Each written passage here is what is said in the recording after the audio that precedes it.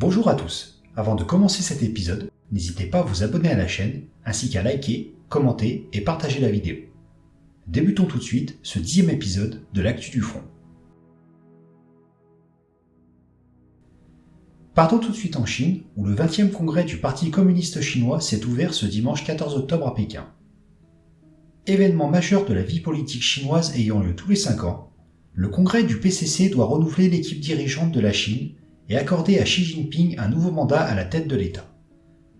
Dans un discours marquant le début du congrès du parti, le président Xi Jinping a promis dimanche que la Chine ne s'engagerait jamais à renoncer à l'usage de la force en ce qui concerne la question de Taïwan. En effet, il a déclaré que résoudre le problème de Taïwan était l'affaire du peuple chinois lui-même et devait être résolu par le peuple chinois seul, qu'il continuerait à lutter pour la perspective d'une réunification pacifique avec la plus grande sincérité et les plus grands efforts, mais qu'il ne s'engagerait jamais à abandonner l'usage de la force et se réservait la possibilité de prendre toutes les mesures nécessaires. Xi Jinping a ajouté que les roues historiques de la réunification nationale et du rajeunissement national avançaient et que la réunification de la patrie devait être réalisée et serait réalisée. Il a également salué la transition de Hong Kong du chaos à la gouvernance après l'établissement de la loi sur la sécurité nationale en 2020, qui a grandement diminué la liberté de la presse dans la ville. Il est intéressant de noter que le président chinois en appelle régulièrement à l'histoire pour justifier la réunification Chine-Taïwan comme si ce n'était qu'un seul et même peuple. D'un point de vue historique, ce n'est pas si évident que ça. En effet, le peuple originel de Taïwan n'est pas chinois mais bien océanien. Ce n'est qu'à la fin du XIVe et début du XVe siècle que les Chinois commencent à arriver sur l'île, et ce sera surtout à partir du XVIIe siècle que les Chinois commenceront à devenir majoritaires sur les populations d'origine. C'est les Hollandais qui, ayant besoin d'une importante main-d'œuvre pour la canne à sucre à cette époque, importent en masse des travailleurs du continent. À partir du XVIIIe siècle, Taïwan fait en théorie partie de l'Empire mandchou, mais reste dominé par les clans aborigènes, et ce n'est qu'en 1885 que l'île est officiellement intégrée à l'Empire. 1885, soit seulement 10 ans avant que Taïwan ne devienne une colonie japonaise pour les 50 années suivantes. Lors d'un recensement fait par les Japonais en 1906, l'île comptait plus de 3 millions de personnes, dont seulement 110 000 aborigènes, soit moins de 3,6% de la population. À la fin 1945, 70% de la population parlait japonais. Continuons en Europe, où progresse à grands pas le projet de bouclier antimissile européen centré autour de l'Allemagne.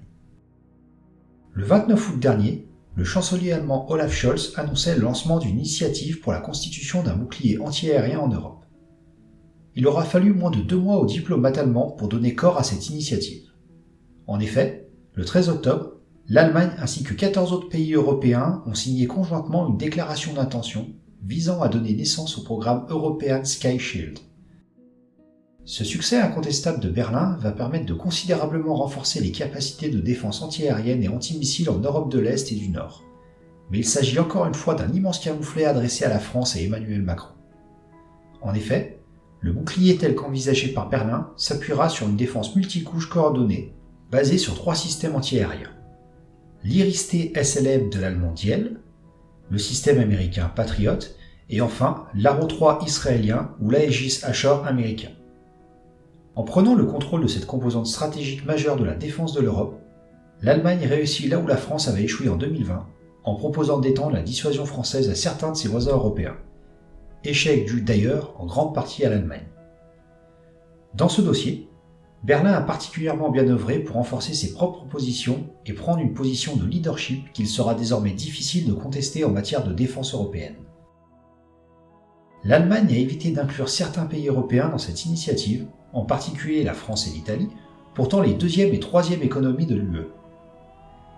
Il était en effet indispensable pour Berlin d'écarter ces 2 pays, puisqu'il dispose de la seule offre européenne en matière de systèmes antiaériens et antimissiles à moyenne et longue portée, avec le système SAM-PT Mamba et le missile Aster 15 ou 30 Bloc 1MT. La présence de Rome ou de Paris aurait considérablement contrarié l'hégémonie allemande en matière de choix des systèmes, d'autant plus que le SAM-PT peut remplacer à lui seul l'Iris-T SLM allemand et le Patriot américain, avec des performances et des capacités supérieures à ces 2 systèmes. En invitant Paris ou Rome, Berlin aurait diminué sa mainmise sur l'ensemble du dispositif. Partons en France où l'armée de terre va céder à l'Ukraine une partie de ses 13 lance-roquettes unitaires. Alors que le 12 octobre, le président Macron a annoncé l'envoi en Ukraine de systèmes de défense aérienne, l'artillerie française devrait de nouveau être mise à contribution. Une source officielle a confirmé auprès du quotidien Le Monde une information du site Intelligence Online selon laquelle la France va livrer 3 lance-roquettes unitaires à Kiev. Qualifiée en 2014 par la DGA, la France dispose officiellement de 13 exemplaires. Officiellement, car selon le sénateur Cédric Perrin, seulement 8 seraient en état de fonctionner.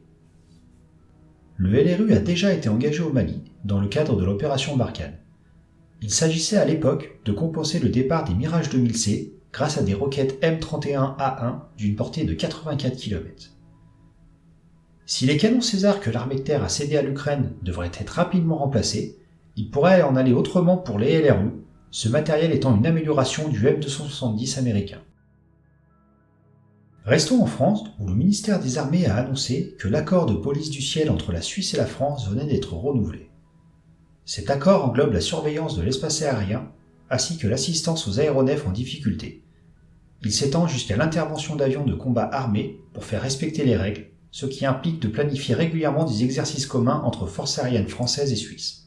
Cette coopération posera à l'avenir la question de l'interopérabilité entre les Rafales français et les F-35A suisses.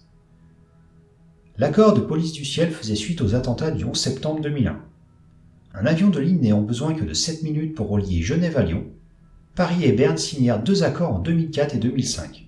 L'un pour établir une coopération en matière de sûreté aérienne contre les menaces non militaires, l'autre pour instaurer des mesures transfrontalières de sûreté aérienne. Concrètement, dans le cas où un avion de ligne serait détourné, un avion de chasse français aurait le droit de pénétrer dans l'espace aérien suisse pour l'intercepter, et réciproquement. C'est d'ailleurs ce qui s'est produit en février 2014, quand un copilote volant sur un Boeing 767-300 d'Ethiopian Airlines avait détourné un avion.